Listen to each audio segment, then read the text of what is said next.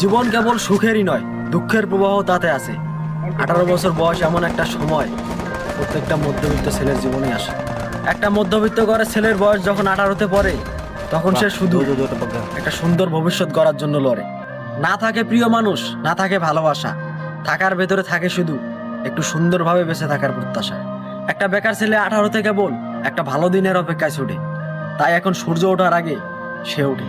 মুখে হাসি, হৃদয়ে বিষাদ, ইচ্ছা স্বপ্ন তারও আছে, তবে হোঁচট খাওয়ায় অভাব। বাবাদের 5 টাকা বাঁচানোর গল্প সকলেই জানে, তারা মহান, ছোট করে বলছি না।